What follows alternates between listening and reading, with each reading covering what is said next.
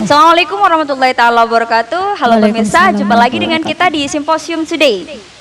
Tidak terasa kita sudah sampai di sesi keempat. Untuk sesi keempat kali ini kita akan membahas tentang ulasan buku yang sangat menarik.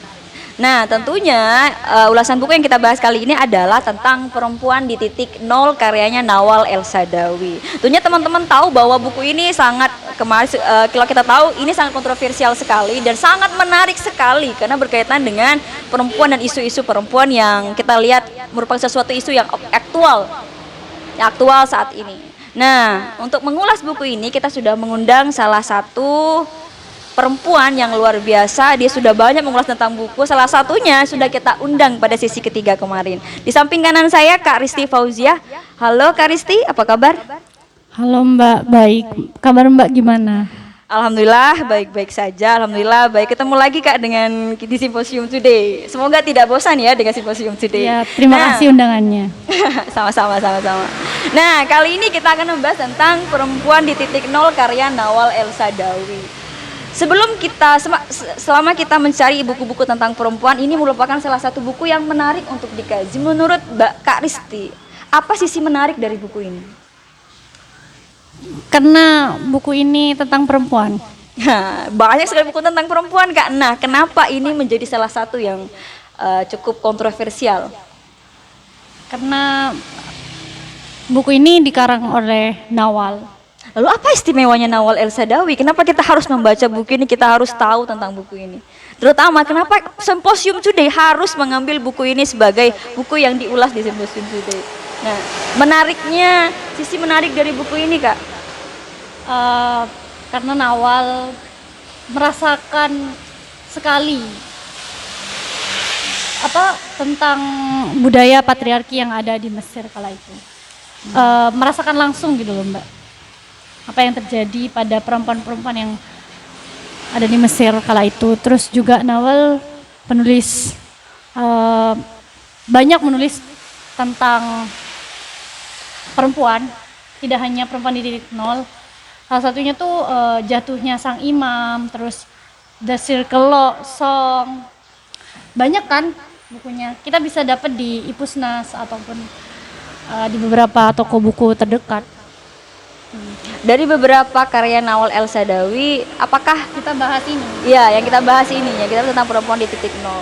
Mungkin teman-teman di sini banyak yang belum membaca, mungkin belum tahu kira-kira apa sih yang dibahas buku ini, kenapa bisa kontroversial. Mungkin Kak Risti bisa sedikit memberikan ulasan tentang buku ini, sekilas aja gambaran buat teman-teman yang belum baca kayak gitu Kak. Ini mengisahkan tentang Firdaus yang membenci setiap laki-laki, bertemu dengan laki-laki yang jahat. Setiap laki-laki yang bertemu dalam kehidupannya itu adalah laki-laki yang tidak waras dan sangat patriarkal sekali. Dia dikelilingi oleh laki-laki, intinya secara kasar tuh bejat. Lalu Mulai dari ayahnya awal, ayahnya yang menyiksa dari kecil itu sudah. Mulai dari temennya dia sudah dilecehkan waktu kecil. Nawal sudah dilecehkan oleh temannya sendiri.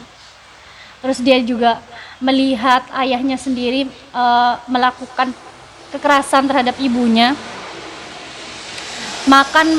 Banyak saudaranya, kan kalau masyarakat Islam kala itu, ini diceritakan kan di Mesir latarnya, dimana banyak anak banyak rezeki, banyak istilah seperti itu gitu. Jadi Nawal ini dari keluarga yang sangat miskin gitu, sangat miskin. Terus memiliki banyak anak juga. Keluarganya memiliki banyak anak. Salah satunya si Firdaus, tokoh utama dari buku ini. Dia melihat langsung nih bagaimana ayahnya sangat diistimewakan. Ketika anak-anaknya lapar dan banyak yang mati karena kelaparan, si ayah ini tetap mendapatkan keistimewaan dari ibu walaupun dia mendapatkan kekerasan gitu loh. Itu kan bentuk sebuah takut terhadap laki-laki. Maksudnya takut tidak dinafkahi, terlalu bergantung pada ibunya. Dan ketika Nawal kelaparan, dia pergi ke dapur dan mencoba untuk mencicipi api makanan gitu, makanlah bukan minum. Terus ibunya marah ke Nawal, marah, dan ayahnya pun menonjok Nawal, menonjok dan lain sebagainya. Sekeras itu berarti kehidupan waktu itu yang dialami Firdaus ini ya. Gitu ya? Banyak sekali dari bukunya Nawal itu mengisahkan tentang bagaimana perempuan perjuangannya untuk andil untuk memilih pilihannya sendiri, itu mempertaruhkan hidupnya, mulai dari yang dikejar-kejar polisi, menjadi buronan, hingga akhirnya Nawal terjebak menjadi seorang pelacur. Jadi Bukan Nawal, Firdaus maksudnya. Jadi sosok Firdaus di sini dia sudah mengalami pelecehan. Maksudnya dia sudah mengalami diskriminasi. Terus setelah ayahnya meninggal, dia dirawat oleh pamannya melecehkannya, terus pamannya menjual kepada seorang kakek-kakek berumur 80 tahun untuk menjadi istrinya. Setelah dijual, Firdaus ini lari entah mana. Dia membawa ijazahnya hingga akhirnya bertemu dengan seorang perempuan dan dia menawarkan untuk menjadi pekerja seks komersial gitu. SK gitu ya. Hingga akhirnya Nawal itu tidak merasakan sensasi seksualitas itu sendiri. Karena Sampai sudah dilecehkan dia dari kecil gitu setelah ya. menjadi pelacur, dia tuh bertemu dengan banyak laki-laki dan bertemu dengan banyak laki-laki dan dia mempertanyakan gimana perasaan apa yang membuat dia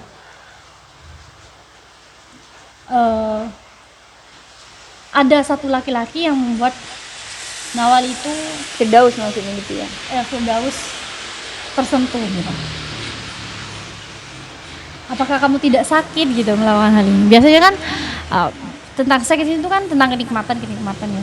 Apa kamu tidak kesakitan tentang hal itu? Dengan perkataan seperti itu udah menggetarkan hati Firdaus. Jadi sosok Firdaus ini, jadi ada tadi kata yang Kak Risti katakan bahwa dia membawa-bawa ijazahnya kemana-mana berharap untuk dapat pekerjaan, tapi dia terjebak oleh laki-laki yang bangsat-bangsat tadi gitu kan ya. Mulai dari kecil dia diperlakukan seperti itu sampai dia dewasa, dia masih terjebak dalam lingkaran-lingkaran setan itu. Nah, di situ dari sosok Firdaus ketika ia menghadapi berbagai jenjang-jenjang hidupnya yang dari awal dia sudah dijelecehkan, apa yang dilakukan sosok Firdaus? Dari yang sedikit tadi dari kecil mulai dari ayahnya bahkan. Nah, bagaimana Firdaus bertahan gitu atau bagaimana dia menyikapi setiap perjalanan hidupnya yang begitu keras gitu sebagai perempuan, apalagi sebagai pelacur begitu. Kalau kata Nawal sendiri, kehidupan itu keras dan orang-orang yang hidup adalah orang yang lebih keras daripada kehidupan itu sendiri. Kita keras karena kehidupan gitu ya. Jadi ya Firdaus mencoba untuk melewati takdir yang sudah Tuhan berikan kepada dia dan dengan berusaha untuk tetap menawarkan ijazahnya walaupun SMA. Dia termasuk pelajar yang pintar. Lalu akhirnya dia akan bekerja.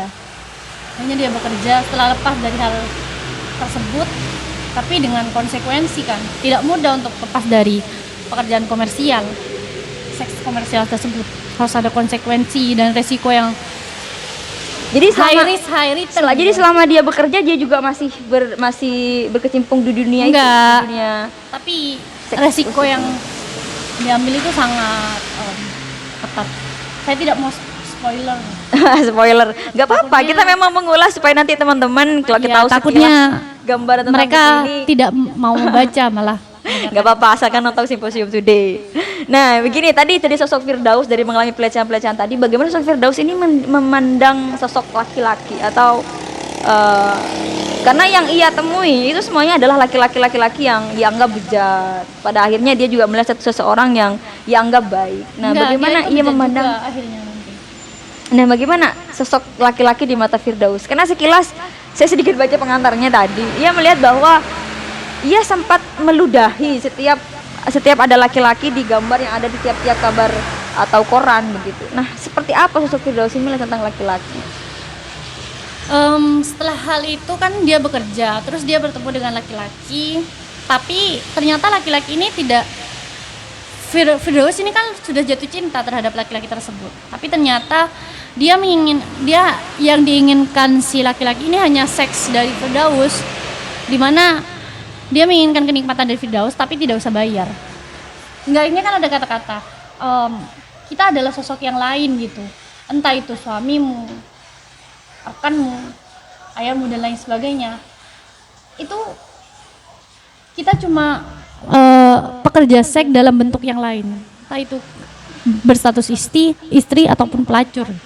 Jadi semuanya sama aja gitu ya, walaupun secara legal atau ilegal semuanya sama aja gitu mungkin untuk Ya, sosok akhirnya kan Firdaus. Firdaus marah, terus dia bertemu dengan anak menteri, bertemu laki-laki lagi menteri, menawarinya segepok uang, terus dia bilang, kamu menggunakan uang dari rakyatmu, lihat rakyatmu yang miskin gitu, yang kurang makan dan lain sebagainya, sedangkan kamu menggunakannya untuk membeli seorang pelacur.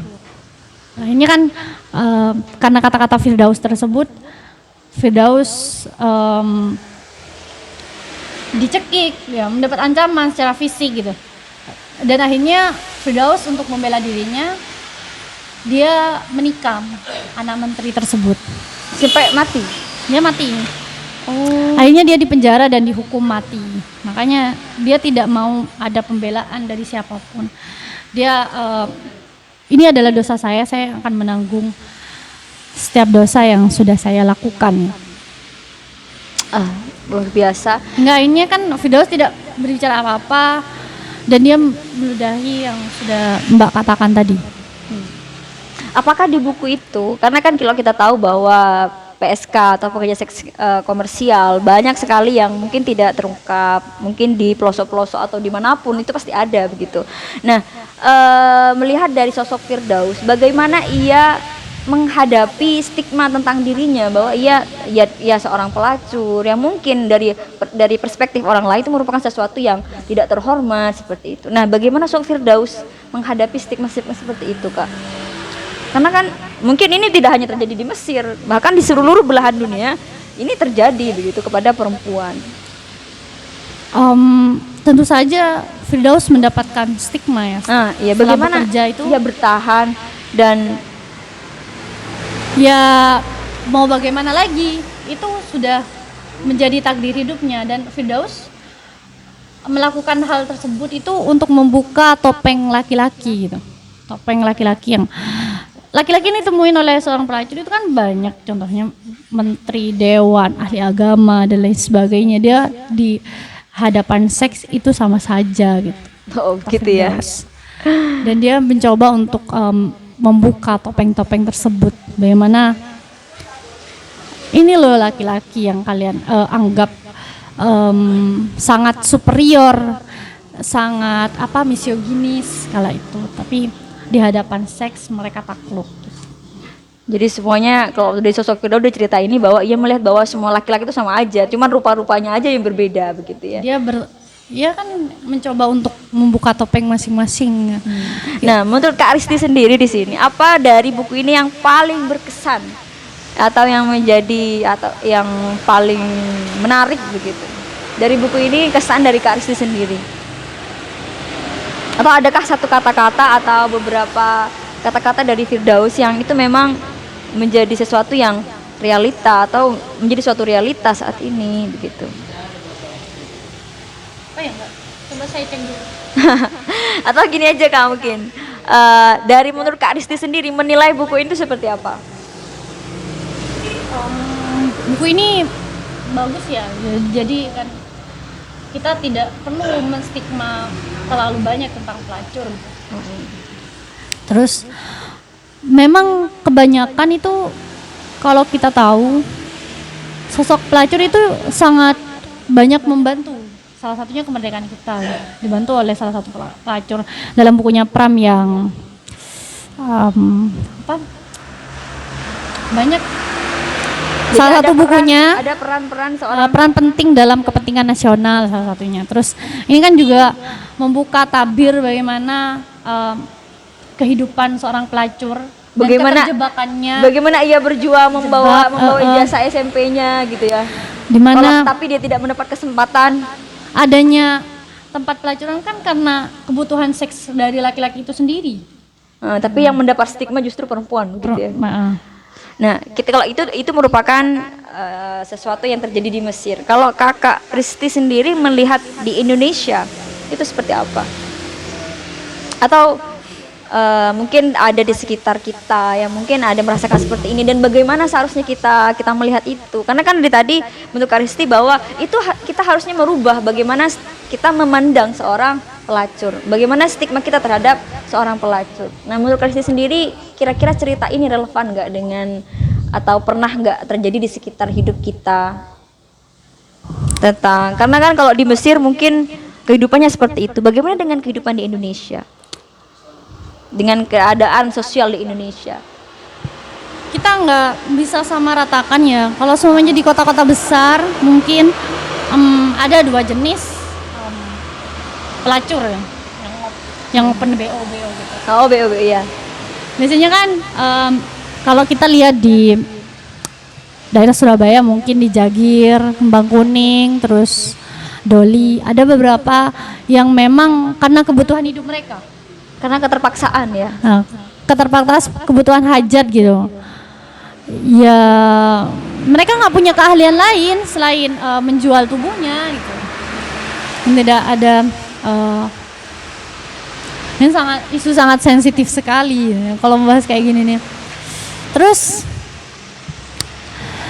yang kedua itu adalah memang kebutuhan tersiernya, yaitu barang-barang ingin barang-barang branded, terus baju-bajunya, kehidupan yang mewah gitu ya. Gitu kan. Mobil-mobil mewah. Ngedon, ngopi-ngopi cantik di Starbucks gitu kan. Itu kan mahal gitu ya, Mbak. Ngopi Starbucks 50.000. Bisa cocok untuk beli paketan sebulan gitu ya. Ya kalau di Madura. Nah, menarik sekali. Nah, kebetulan sekali kita kan berada di momen-momen yang kalau kita lihat baru-baru ini ada beberapa video-video yang sempat beredar. Bahkan sebelum ini, sebelum artis atau salah satu artis yang viral, ada juga beberapa artis yang kena gitu kan ya. Salah satu yang kena ada yang di booking sekian juta gitu. Nah, bagaimana Kak Risti melihat itu? Dan yang dilihat, yang di expose justru adalah sosok perempuannya begitu. Padahal yang ngebooking itu adalah sosok laki-laki, tapi yang diekspos media yang menjadi yang mendapat stigma buruk dari media itu adalah sosok perempuannya. Bagaimana Kak Risti melihat? Apakah ini juga salah satu tamparan keras dari buku ini begitu? Ke realitas kehidupan sosial kita dalam melihat sosok pelacur atau sosok yang perempuan yang seperti itu begitu. Perempuan-perempuan yang milih jalan seperti itu. Seperti gimana Kak menurut Kak Risti?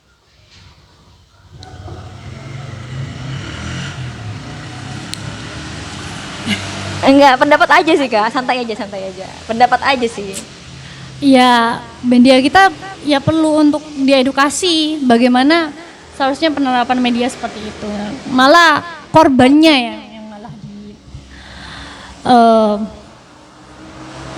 ya seharusnya soalnya kan orang-orang yang menawar artis dengan harga tinggi itu kan biasanya crazy rich gitu ya. Crazy rich yang mereka bisa membayar media atau membuka media itu sendiri, sehingga media kan juga perlu perlu konten gitu, perlu sesuatu yang diviralkan dan lain sebagainya, dan dia juga perlu untuk hajat hidupnya. Makanya dia menyerang si perempuan itu sendiri. Itu lebih ke jadi seksisme dalam bentuk media. Menarik sekali. Jadi banyak sekali ternyata tentang perempuan yang mungkin kita kaji. Jadi mungkin nanti kalau edisi selanjutnya, kalau kita ngundang Kak Risti lagi, mungkin kita akan membahas tentang perempuan secara lebih luas. Karena kalau kita menyinggung tentang isu-isu yang aktual saat ini, maka perempuan tidak hanya jadi korban laki-laki, tapi juga jadi korban kepentingan media, kepentingan pabrik. Yang paling parah itu sih korban pelecehan seksual ya, kekerasan seksual ya. Itu kan yang sudah kita mengalami trauma sebagai perempuan, malah media itu kayak menjudge begitu ya, dan mengambil bagaimana sudut pandang laki-laki. Bagaimana sih kamu diperkosa ketika kita pakai baju yang minim, keluar malam, pergi di gang sempit dan gelap, terus ditambah bagaimana keadaan saat diperkosa, kita korban itu seolah disuruh mengingat kembali kejadian yang ingin dia lupakan. Tidak memperhatikan rasa traumatik di perempuan. Iya, seharusnya gitu ya. yang harus dibeberkan itu adalah agar menjadi hukuman sosial, yaitu adalah pelaku sih kan, seperti yang terjadi. Tapi media kita sudah makin membaik, seperti Sama ketika Rayhan itu siapa itu yang pedofil, oh, bukan pedofil, saya lupa. Mungkin nanti yang buat teman-teman yang ingat bisa isi di kolom komentar ya. Reinhardt. Ya, iya saya lupa. Intinya itu ya yang kemarin booming karena di luar negeri kayak gitu ya, Kak.